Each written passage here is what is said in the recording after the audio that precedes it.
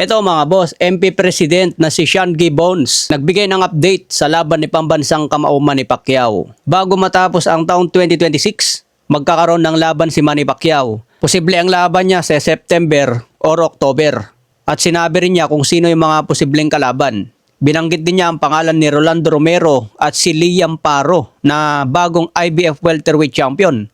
So sabi ni Sean Gibbons, yan yung mga posibilidad na makasagupan ni Manny Pacquiao.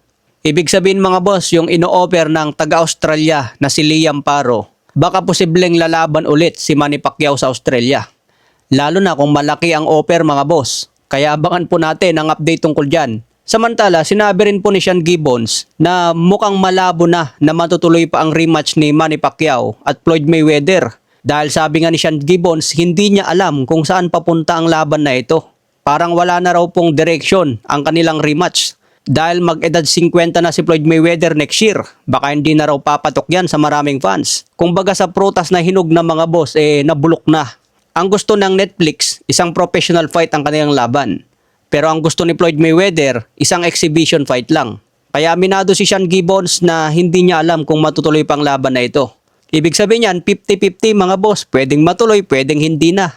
Kaya abangan na lang po natin ang update kung sino ang next fight para kay pambansang kamao. Samantala, nagbigay nga rin po ng pahayag si Yordenis Ugas. Putik na yan. Gusto rin daw niya makarimatch si Manny Pacquiao anytime.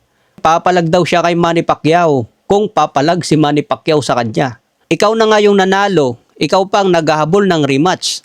Imbes na yung talunan ang maghahabol ng rematch, baliktad mga boss. Dahil kung sino pa yung mga nanalo, silang naghahabol kay Manny Pacquiao.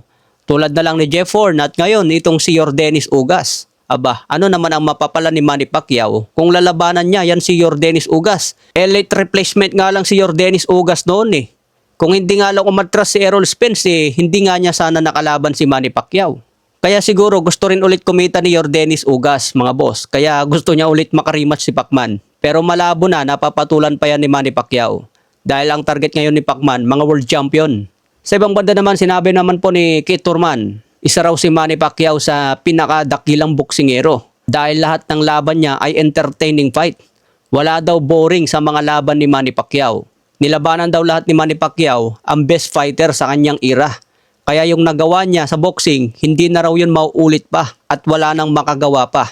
Sinasabi ito ni Keith Thurman dahil natikman niya ang kamao ni Manny Pacquiao at alam niya ang kayang ibigay sa ring. Pero kung hindi niya nakalaban si Manny Pacquiao, siguro isa rin si Keith Thurman sa mangmamaliit kay Pacman. Sa ibang banda naman, may report dito mga boss na si Yokoniri Oguni na tumalo kay Marlon Tapales ay mapapalaban sa isang Pinoy na si Alex Santissima. Gaganapin po ang laban nila sa Tokyo, Japan ngayong August 16. Okay mga boss, abang na lang po tayo ng susunod na updates.